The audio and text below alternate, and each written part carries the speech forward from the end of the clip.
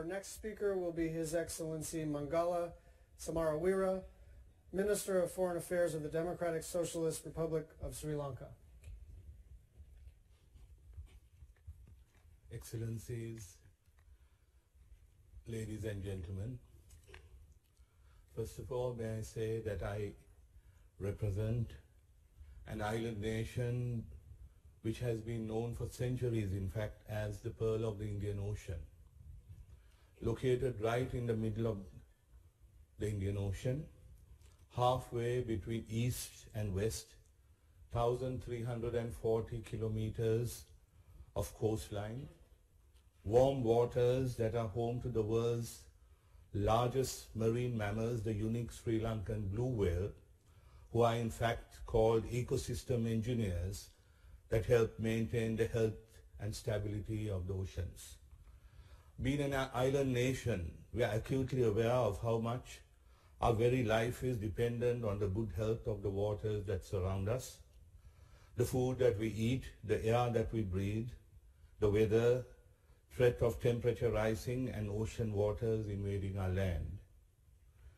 It had been passed down to us from generation to generation that if we don't take care of the ocean around us, and we allow our ocean to become unhealthy and out of balance, that will lead to the eventual end of life as we know it on the land that we occupy. After all, oceans engendered life in the first place.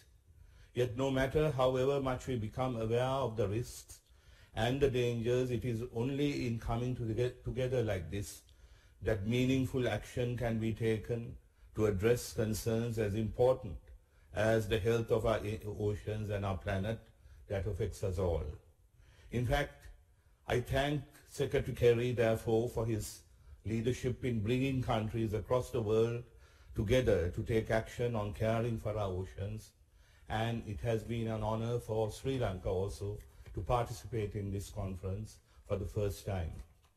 Sri Lanka is perhaps one of the few countries in the world where the head of state himself holds the portfolio of environment, given its vital importance to our country, and to ensure that we play our part in a responsible manner on issues of climate change and environment in a global context. Amongst the different ecosystems in Sri Lanka, mangroves represent a unique collection of specialized fauna and flora adapted to survive in brackish water conditions and in intertidal zones. We are in the process of drafting a national policy for conservation and the sustainable utilization of mangrove ecosystems. In July this year, to mark the International Mangrove Day, President Maithripala Sirisena inaugurated what I believe is to be the world's first mangrove museum in Sri Lanka.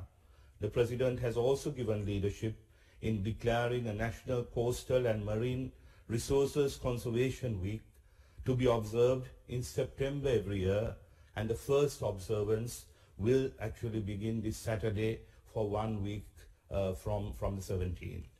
Sri Lanka has already declared 9 marine protected areas in various parts of the country, in addition to 4 new areas providing habitats for marine mammals, coral, migratory and shorebirds and other marine life will also be declared as marine protected areas shortly.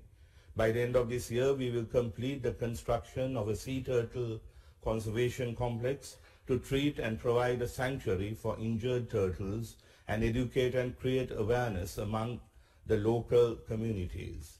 The sea mammal regulations of Sri Lanka is also to be reviewed and amended. A third of our country's population lives along the coastal belt. As such, new activities to protect these communities and assess the impact of sea level rise and climate change will be introduced. We pledge to implement and improve the National Oil Spill Contingency Plan that will de-alienate responsibilities for the operational response to oil spills and increase cooperation across sectors to coordinate and integrate their resources to respond effectively. Arrangements are presently underway to hold the Sri Lanka Next Blue-Green Era Conference in Colombo with the goal of promoting sustainable development through blue-green economic initiatives. This conference will take place in parallel with the 5th Asia Pacific Climate Change Adaptation Forum next month. Sri Lanka is also committed to combat IUU fishing in recognition of the positive steps taken by Sri Lanka in addressing issues related to IUU fishing. The European Council in June this year lifted a ban imposed on the exports of fisheries products from Sri Lanka. I also, in conclusion, ladies and gentlemen, want to take this opportunity to call for the discontinuation and banning of all fishing methods that harm marine ecosystems worldwide, in particular bottom trawling. Let me again thank Secretary Kerry and also the State Department for organizing this excellent conference. I thank you.